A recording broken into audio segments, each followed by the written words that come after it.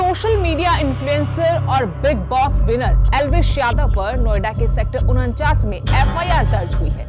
एल्विश पर आरोप है कि वो रेव पार्टी करवाते थे जिनमें विदेशी लड़कियां होती थी और सांप के जहर से नशा करवाते थे। इस खबर के सामने आने के बाद सवाल उठने लगा कि ये किस तरह का नशा है। सबके जहन में आया कि आखिर जिस कोबरा के काटने से उसके जहर से चंद सेकंड में ही इंसान मर जाता है, उस कोबरा के जहर से कोई नशा कैसे कर सकता है? कोई सिर्फ नशे के लिए अपनी जान कैसे खतरे में डाल सकता है? ये खतरा कुछ लोगों के लिए मौज मस्ती कैसे हो सकता है? हाई प्रोफाइल पार्टियों में नशे के लिए कई तरह के चीजों का इस्तेमाल होता है, कई तरह का नशा वो इस्तेमाल करते हैं।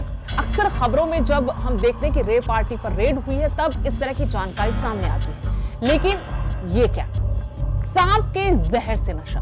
तो चलिए आज आपको यही बताने की कोशिश हम कर रहे हैं कि सांपों के जहर से नशा कैसे होता है, जहरीले सांपों का इस्तेमाल नशे के लिए कैसे होता है, क्या है स्नेक बाइट, स्नेक बाइट के बाद शरीर में कैसा बदलाव होता है और इसका नशा कितनी देर तक रहता है।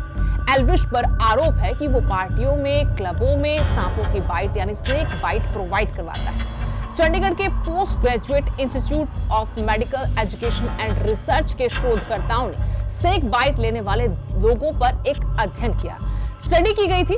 इसमें उन्होंने 2 लड़कों पर नजर रखी और देखा कि स्नेक बाइट लेने वाले इन लड़कों के शरीर में इसका क्या असर होता है। जब कोई स्नेक बाइट का नशा करता है तो सांप के काटते ही सबसे पहले उसे झटका महसूस होता है। इसके बाद धीरे धीरे सब धुंधला हो जाता है। इसका नशा करने वाले बताते हैं कि स्नेक बाइट लेने के बाद 1 घंटे तक पूरी तरह से सुन्न रहते हैं। कई बार लोगों की इस नशे के चक्कर में मौत भी हो जाती है।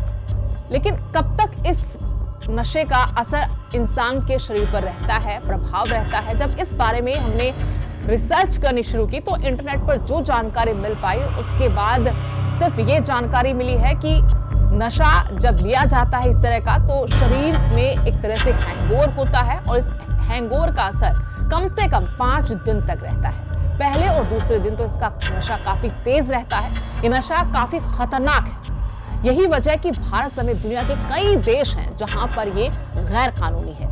अगर कोई नशा करता पकड़ा जाए तो उसे सजा भी हो सकती है। एल्विश यादव पर अगर आरोप सिद्ध होते हैं तो उन्हें भी सजा होगी। हालांकि सांपों का जहर कई तरह की दवाइयों में भी इस्तेमाल होता है। इसकी जानकारी इंटरनेट पर मौजूद है। सांप के जहर का इस्तेमाल कई बीमारियों के इलाज में किया जाता है। सांप के जहर में पाए जाने वाले प्रोटीन का इस्तेमाल कई तरह की बीमारियों जैसे दिल का दौरा, स्ट्रोक, अल्जाइमर, इन तमाम रोगों के इलाज के लिए किया जाता है। सिर्फ सांप ही नहीं बल्कि अन्य जहरीले जीव जैसे कि बिच्छू, मकड़ी के जहर का भी इस्तेमाल दवा में होता है। दवाइयां बनाई जाती हैं इनके इस्तेमाल से। कुछ सांपों के जहर ऐसे होते हैं जो ब्लड प्रेशर और ब्लड क्लॉटिंग को प्रभावित करते हैं। वैज्ञानिक इस जहर का इस्तेमाल बीमारियों के इलाज के लिए नई दवाएं विकसित करने के लिए कर सकते हैं। स्नेक वाइन भी एक चीज है। कंबोडिया, चीन, Japan, Korea, Laos, Taiwan, Thailand, Vietnam जैसे देश हैं जहां पर इनके स्टॉल आपको सड़कों के किनारे लगे मिल सकते हैं।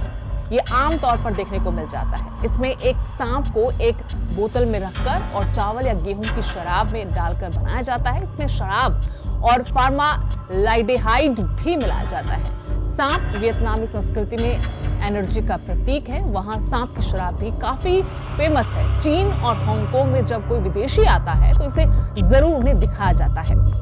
हालांकि वहां अब स्नेक वाइन को आजमाने वाले बहुत कम लोग बचे हैं। इसे चावल की शराब या किसी अन्य तरह की अनाज की शराब के साथ एक बर्तन में बंद कर दिया जाता है। जीवित या मृत पूरे सांप को डालकर तैयार किया जाता है। इसे कई महीनों तक इसी तरह बंद करके छोड़ दिया जाता है।